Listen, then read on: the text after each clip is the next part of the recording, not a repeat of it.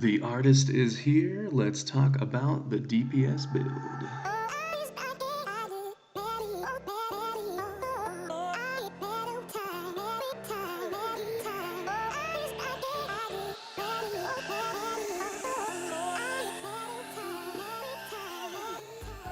Welcome back to another Bit Legend video. Hopefully you have seen the artist tank build. That's a very exciting one. I'm also excited about the artist DPS build. I do think it needs a couple of tweaks, but if those tweaks happen, this is going to completely diversify the DPS builds that are in the game, and it's going to bring value. And I know a lot of people had smite devices and things, and people are wondering early in the game, are the smite devices just bad because Bounty Hunter synergizes so strongly with crit? Or should we hang on to these? What's going to happen? So I think this is going to bring value to any of that smite gear that you guys had, and it's going to make things shine for you. Currently, right now, if you are maxed out on smite, you can probably get 60, maybe 80% smite if you have like all of the smite gear in the game.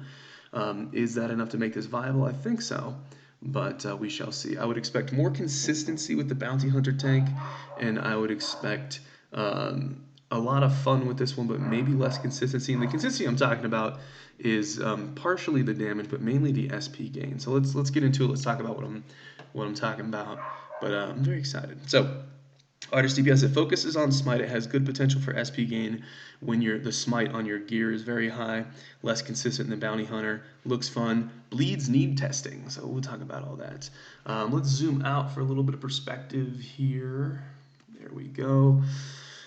Okay, so in the tank build, we completely skipped the orange tree. Here, we're going to completely skip the green tree. It's kind of funny. The artist was billed as a hybrid, as a hybrid build potential, but honestly, I don't see that. Maybe I'm just completely missing the boat here. But to use the tank artist at all, you need to put 71 points into the tank tree, which isn't a complaint or anything. I don't think there's anything wrong with that. However, if you put 71 points, 72 points into the tank tree, you really don't have anything left to be a hybrid. I don't see any hybrid going on here. But again, it's not a criticism or anything. It's just an observation. I don't think there's anything wrong with that. So we are going to zoom in here, and we're going to start off in the orange tree. Let me get everything moved around. Okay, orange tree. So here we go. Artist has potential to be really fun, needs a few tweaks on the positioning of where the DPS talents are. This class makes smite builds possible and brings value to everyone who has smite devices and smite gear waiting. The diversity will be really good for the game. So one thing you don't want to see is you don't want to log into the game and just see everybody's a Bounty Hunter DPS using crit and crit damage. It's a really good build, it's a really fun build, but everybody, I know maybe 2.5 NGs. You see what I'm saying? So I'd like to see things spiced up, and I do think that this has the potential to do that. Let's jump over here into the talents. Okay. So here we go. You're going to fill the tree first, and then we're going to talk about where it gets confusing. So you're actually going to start off with, you're going to get smite, you're going to get speed and smite. You're going to come over here, check this out. When triple attack is triggered, I think by triple attack they mean smite, because smite used to be called triple. Additional damage equal to 200% of speed will be dealt. So this gives the potential for a speed/smite build. Really, really cool. This is like almost their own way of doing a special kind of crit damage just for smite. So I'm really excited about that. I like that a lot. But the thing is, how much smite can you get and speed at the same time? I think you can get enough to make this work, but let's just theorycraft a little bit. I think you could get 60 to 80% smite with maybe 30% speed. So you'd be getting 60% of this additional damage to speed. We'll see. The Raid 9 set that is new does give you, I think, 12% more smite as well. So you're getting a little bit more options there. I would have liked to see that maybe a little bit higher, just have just a ton of speed and smite on that thing, and then make it really synergize with this. I do think it does synergize with this. I think it could be a little bit stronger, but Those are just kind of opinions off of the face value, just kind of reading off paper. Haven't seen it in testing yet. We also haven't seen the weapon skills yet, so I want to have all that confirmed. But, anywho, the other thing is Phoenix. So I'm proud of this. I have suggested this ever since I saw Bounty Hunter because we had this big problem where everybody was going crit and people that had smite gear were feeling like their gear wasn't valued. And I feel like this would be a way to diversify and to bring value to people that have smite gear. So up to 2, let's see, so it'll be 20 SP when you smite. And again, it uses the word triple attack, but they just mean smite here. They used to call smite triple hit back in the day. And so there you go. Now the thing is, like I said, you're not going to have most people that are doing Bounty Hunter easily get 70% crit once they get anywhere near the end game. And a lot of players are getting really close to 100% crit. So the consistency of getting SP with the crit build in Bounty Hunter, super high. And with this one, if you're getting 60%, maybe 80%, it's going to be less consistent and you have a higher potential to overcap. What if you have 3 SP and then you proc and you get 2 more SP and then you're wasting one of the SPs? You see what I'm saying? So it might not be as easy to build up to 4 SP skills. That could be a problem. Let's say you want to use the Guild Boss Slayer weapon that has a really good 4 SP skill. So that's difficult. Independent to the artist, I have suggested for them to expand the SP bar to 5 pips, which would be 50 total. Not change anything else, just give you more of an SP cap. Therefore, the chance of overcapping SP is less. Then the player can worry less about doing a perfect rotation and not wasting any overcap SP. Again, using the Slayer gun as an example. Because basically you use the 0 SP, then you use the 4 SP, then the 0 and the 4 as much as possible. But if you do it wrong, or if you don't have enough SP cost reduction refund, then you waste SP and you really kill your damage. So you spend more time worrying about your SP rotation than just enjoying the game and blowing stuff up. And I think we can find a happy medium there. So I don't know if that's going to happen in the future. I really hope it does. If you guys really like that, you might want to show some support and talk about it. Or if you really don't like it, explain why. The other thing before we move on here is I want you guys to see the lines here. You have to start at Stunning, then you go across over here to Chasing Dance, and you go up here to Phoenix. And then you're going to go back over, start at the beginning again with Cloud Sleeve. You're going to get 40 crit damage, which is nice. Little bit interesting here because this build is so heavily geared towards smite and speed that you're getting crit and crit damage. So are you really going to be able to take advantage of this crit damage? If your crit damage is low, if your crit is low, then the value you get out of crit damage is much, much less. If you have 100% crit chance, then 40% crit damage is just 40% damage to you. So that's massive. But if you have 20, 30, 50% crit, then this significantly gets cut in half and gets cut in half again. So I'd still pick it up, of course. It's still here on the build, but it's going to be less value for you because you're not going to be able to get crit as high. But in this build, you're still going to get crit. I actually wonder if they just threw crit damage and crit in here because they needed more talents, and you can't just keep putting smite and speed and smite and speed for every single thing. I don't know, but whatever. I'm going to grab it, and we're going to move on. We're going to go over here. We're going to get 5% crit, and then it's going to get a little bit confusing. So if you look at the lines, you have to get Cloud Sleep before you can get the crit. And then if you move over from there, if you follow lines and you want to get the ultimate ability, which I'll talk about in a second, you have to pick up this elemental damage, and then you have to pick up more elemental damage, and then you can finally get over to the ultimate ability. It's just not a good, it's not a good play. It's not a good system.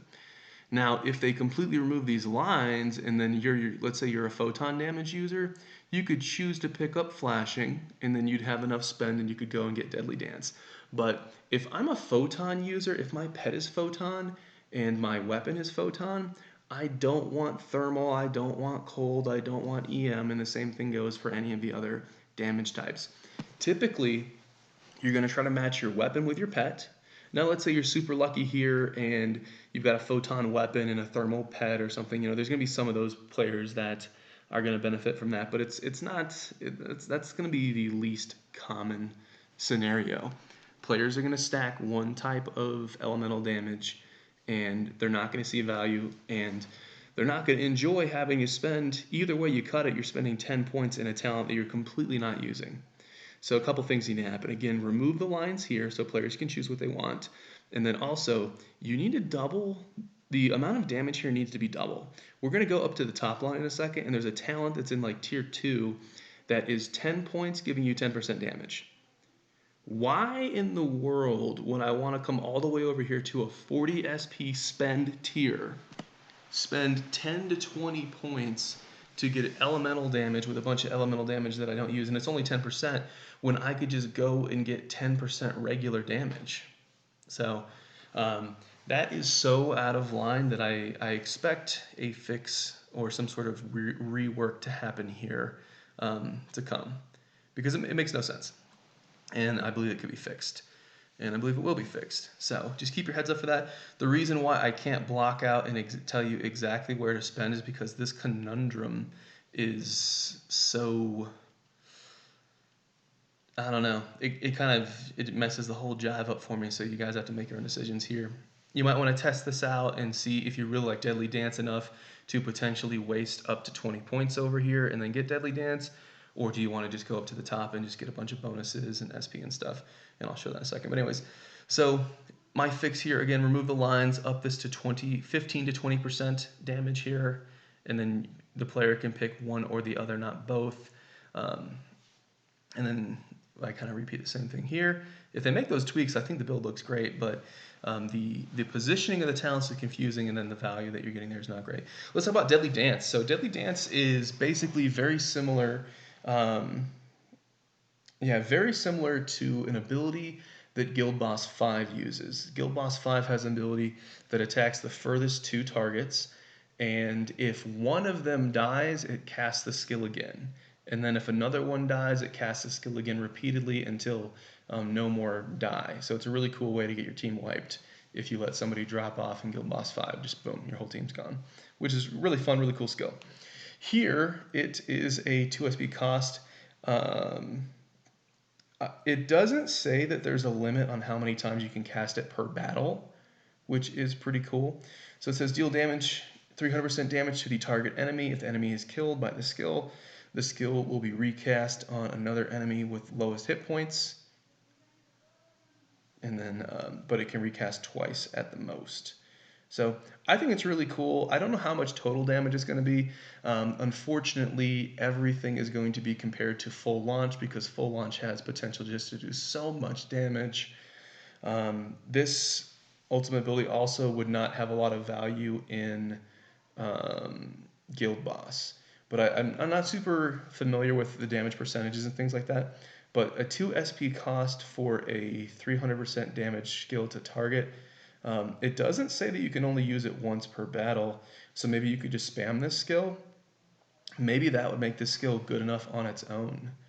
Is a 2 SP cost attack target skill, assuming that you can spam this, is that good enough? Because if you can just spam that repeatedly, then you could just use this with whatever weapon. Let's say you get a weapon that's got really good stats, it's got the set bonus, but you hate the skills. Potentially you could just spam Deadly Dance, because again, I don't see it saying that you can only cast this once.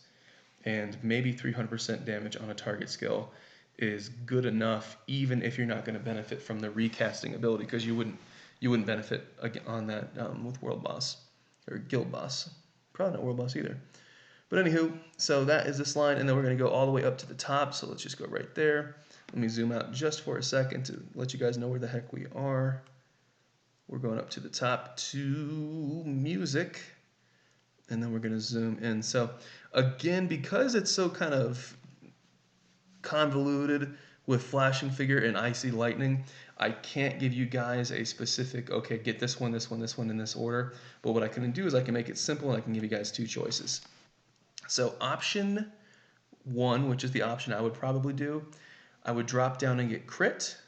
Now, keep in mind, you're not able to get the elemental talents in the line below, and you're not able to get the ultimate if you do this. But I would get crit, I would get reflect, which I don't think should be here. Having reflect on DPS is not the worst thing in the world, but I don't agree with the positioning of these talents. Again, I think they should remove the lines, let the player choose what they want. And then lifesteal is just really not that valuable on a DPS. It's not really worth, definitely not worth 10 points. And then the whole reason that you're going this line is to get Echo. Now, Echo, I believe Echo is completely essential to make the DPS build work. And the reason why is because you're not going to have 100% smite. I don't think that's possibly ever going to be possible. So, unless you have some weird buff on you, we're not going to talk about those little edge cases. But if you don't have super high smite, your SP gain is not going to be consistent.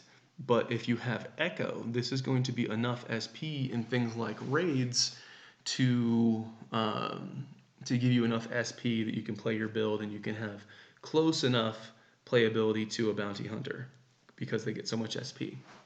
So you're really going to need this to help you start off, and without this Echo talent, you're probably going to struggle, and then we're going to see players migrate back towards just playing bounty hunter anyways. But in order to get Echo, you have to give up a lot of these passive bonuses. So option 2 is you're going to grab 5% damage, you're going to grab 5% speed, you're going to grab 10% damage, which again, this is better than those elemental damages because this works with every single weapon, every single damage type. And then let's see, if you have enough points, you're going to come up here. When hitting an enemy, there is a 50% chance to make it bleed for 2 rounds. And if you rework the build at the bottom, you could get Killing Poem, and this is a ultimate ability. It's 20 SP cost, deals 200% damage to the target enemy, and bleeds the target enemy for 10 rounds. So we don't know how bleed works. This doesn't give us any information on bleed at all. I do hope they kind of put that info in the game somewhere. But Vuk was using this, and he said his bleeds were doing just under 4k damage. So does it stack? Does it stack repeatedly? How is that working? I don't know. It's very exciting to see a damage over time effect in the game, but you don't have a lot of information in front of you when you're looking at this to really make those decisions. I know Nair was running Killing Poem, and I was using him in Raid 9, and honestly, I got more value out of my Bounty Hunter tanks blowing stuff up than I got out of Killing Poem in raids. However, Killing Poem in the bleeds might be amazing in Guild Boss because the battle is so long. In raids, you're never going to go 10 rounds in a battle. Even if you're doing the raid boss fight, you're not going to go 10 rounds. Either you're going to die before that happens, or the enemies are all going to get killed. So you're not going to get value out of this. So this is basically only valuable in Guild Boss. But if we can find out a way to look at the numbers, maybe somebody can parse it or figure that out, this could be the highest Guild Boss potential skill. And it also doesn't say that you can only use it once per battle. So I'm wondering, if you get enough SP generation, could you just spam this skill repeatedly? Would the bleeds stack over and over so you could have like 10 bleeds at the same time, just stacked up ridiculous amount of damage? You could get like a condition build going on, so this is very exciting. So there's basically 3 builds here. You've got the tank build we talked about in the previous video. You've got the SP smite, and then with speed, and then you've also got this damage over time thing going on. Also, does smite have any impact on your bleeds at all? Can the bleeds potentially proc a smite? That would be interesting. If there's no synergy with bleeding and smite, then I think this build kind of clashes on itself a little bit, or maybe it's just 2 different builds that you need to separate.